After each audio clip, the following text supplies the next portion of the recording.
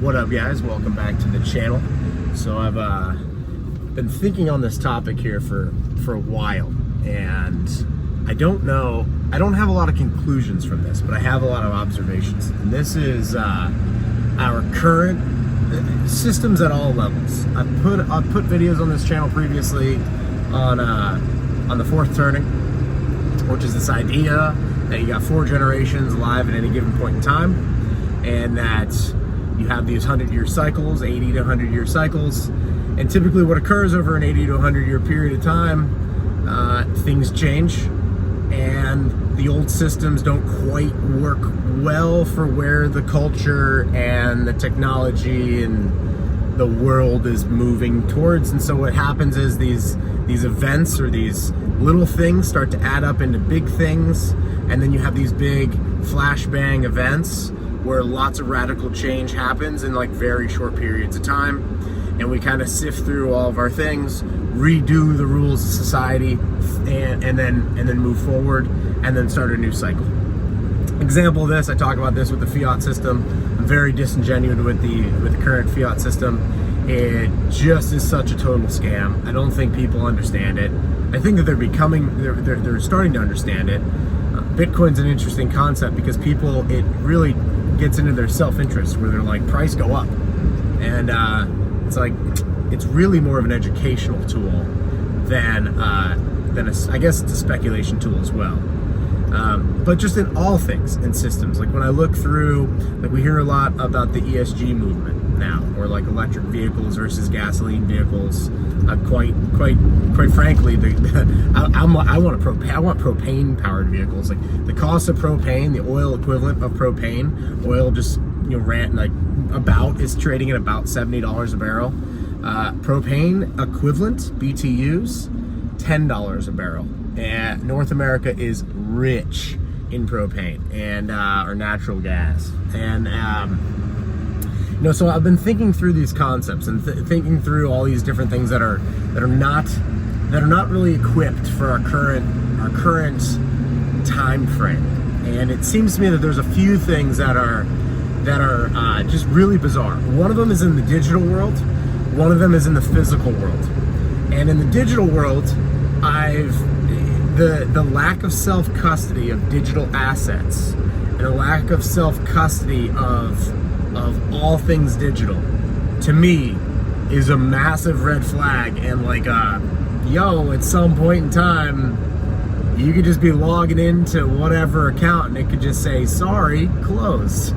And a lot of people would say, well, that couldn't really happen. There's a great book out. It's a free book, free PDF. It's called The Great Takening by David Webb. Guy goes into all the case law and basically shares how if you have a Fidelity account or a Robinhood account or a bank account or anything like that, that the case law is in place where that's not your assets. That's the assets of the entity that is custodying those assets, and those assets are actually custodian by other assets. And there's just they continually. There's derivatives built on top of derivatives, and it gets very complex, but at the end of the day, it's like, who has ownership of said asset? And it's really not clear. It becomes a they thing. And then it's like, well, who is they? And I think that this is something that through this fourth turning, we're gonna readjust. This is something that I see in the crypto space that you'll hear, not your keys, not your wallet, or not your keys, not your crypto. Or essentially, you need to own your own cold wallet. You need to move your own stuff to your cold wallet. You need to be responsible for self-custodying your stuff. Okay, basic. The other thing that I see is in our current food supply system, which is really odd. I've been studying seed oils now for a few months. I became aware of them about 18 months ago. And I always thought, you look at the back of a bag of something and it says vegetable oil, and you're like, okay, that's good. Vegetables are good. Sunflower oil, canola oil, soy oil. And you're like, all right, I didn't realize those things are literally toxic and poison and stay in your body for a 3-year period of time. And when I look at guys that do like a carnivore diet or a low carb diet or a paleo diet, and they have a lot of results by removing a lot of the carbs, what I think I'm seeing is that it may or may not be the carbs that are causing them issues, but certainly the removal of the seed oils by default of doing that said diet. So you go do a carnivore diet and you're like, I'm gonna eat meat and fruit and that's it. It's really interesting because you're basically removing seed oils from your diet completely.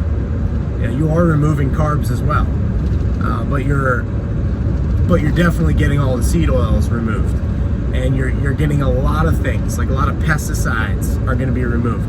Now there still may be stuff in whatever meat you're eating, and there still may be stuff in the fruit, but it's less likely to have, say, Roundup. Less likely that you'll be consuming Roundup if you're consuming a beef and blueberry diet, and that's it. You'll be missing other things. But I think about this, and I've been looking at the American food supply system because I'm really interested in farming. I mean, I do it, and I would love to expand it. That would be one of my, that's really half the reason for the tree company, is that we need to do an activity where we have all this equipment so that we can use it for our farming operations, and then we need to do an operation where we're going out and collecting carbon so that we can compost that carbon and use it in the production of our own food supply, because that's one thing that I've just wanted to do for a long time, is I just want to grow food. I also think that, or know, that there's that agriculture has been in a bear market for over 30 years, and that the median age, so the average age of the American farmer is 61. The average age of the Japanese farmer is 66, I believe. Don't quote me on that. Joel Salatin has great numbers and data on this, and he talks about it quite often. But anyway, an industry in decline is any industry that has a median age of 34 or higher. And so ag is in decline. It's also been in a consolidation phase for the last 30 years, where to be in the game, you've just got to be huge. You've got to be Tyson. You've got to be, Kraft. You got to be one of these large entities, and really you're held up to the shareholder standards, and your goal is not to maximize nutrient-rich, dense food. Your goal is put food on the shelf at the cheapest, lowest price, and make it colorful and brand it in a way that people are attracted to it. And that's it. But at the nutrient level, it's basically stripped of all nutrients. Like if you look at how eggs are grown, or you look at how chicken is grown, these birds never see sunlight. They're in warehouses under like LED light their entire lives. They never touch soil. They never eat grass. And then we consume that. And that's a very, very odd thing. And so in those two things, they're kind of unrelated, but they're very related, because we've got a system where we've got fiat currency. So we have a fiat measuring stick, which means fake or by decree. It has value because the boys with guns say it has value. And they can print it at will and distort the metric. They can distort the measuring stick. If you're measuring something and you're constantly changing the denominator, then you don't really have any data to go with. This is actually why communism doesn't work. Communism sells. Like, you can definitely sell communism. Hey guys, I think everyone should be equal. I think we should all be equally poor, is what eventually happens with the system of communism. It's very easy to sell, because you can literally go out there and just say, hey, wouldn't this be a great idea? And it does sound great. But then in practice, it lacks the ability to measure value. And so because it can't measure value, in the long term it's doomed to fail, because you're not able to allocate resources.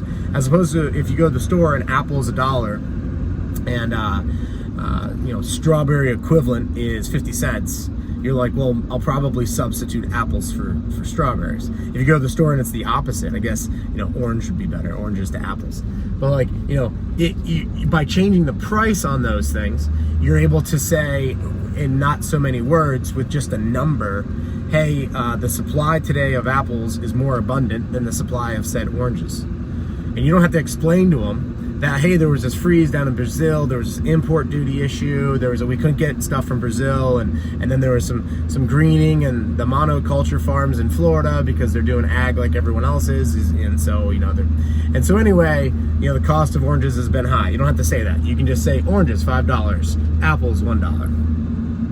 And the market just shifts to people demanding more apples and less oranges. And so therefore the cure to high prices is high prices, the cure to low prices is low prices. Markets solve themselves out. And there's millions of points of data along that's captured in just one number.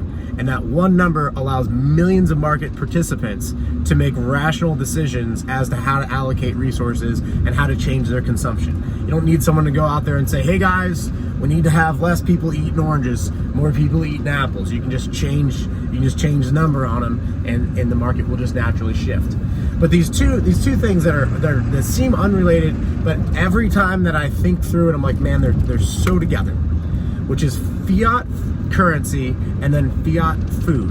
And because we have a falling fiat currency, we have to consistently figure out a way to do shrinkflation on food, make it faker, produce it more scale, but we're not measuring food by the nutrients in that food. There might be a few things coming down the pipe that here relatively soon that might change that. Like for example, in labs, you can test my eggs that we produce and Tyson's eggs. And if we were to send them both off, it's not even going to be on the same chart. Like ours are going to be like just packed with nutrients. I mean, just absolutely packed. And Tyson's are going to be just filled with whatever soy derivative byproduct they're feeding birds in a cage. And it's not going to be even close. But if you go to the store and one is $8 and one is $3, you're inclined to go, well, I'll get the $3 one, even though they're not even the same product. And I don't have a solution. Well, I kind of do. I've got an idea on how to fix this actually, but more or less, for the purpose of this video, is putting out that observation that we have this fiat currency, and then we have this fiat food system. And none of them are natural processes. This is not how human beings have lived for thousands of years. This is not, we haven't done this. We haven't treated animals in this way or grown food in this way. We haven't had a currency that's completely like digital and fake, and like you swipe plastic and it works, but it might not always work. And it's very interesting because without going down the plan of, or without coming to a conclusion of, there's this master grand plan, and like the governments of the world want to control all of the people of the world and then reduce their populations. You kind of come to that conclusion just by looking at it, because you're like, this isn't great for people's long-term health. This isn't great for people's long-term wealth. And without health and without wealth, what are you doing? Like, what are you working towards? And so if people have interest in this, put comments down below. I've got quite a few ideas on this. I've been tracking one asset, which is silver. It's my all-time favorite asset of all time, because it pretty much correlates with the price of food and the price of, or the storage of wealth, for quite a while. Actually, it's really interesting. Whole nother video, but you can back test this stuff because we have the best records in the United States. We have the best records on silver because we've been using it since the time of Jefferson. And it's only been since '64 that we haven't really been using it. And so it's just like, it's been a year after they killed Kennedy that it came out of circulation. And in fact, right before Kennedy was killed, he was, the silver conversation was quite a hot topic, actually. And Kennedy was on the wrong side of that argument, or on the wrong side of that conversation. So more things on this, but fiat food, fiat currency, they're quite linked. And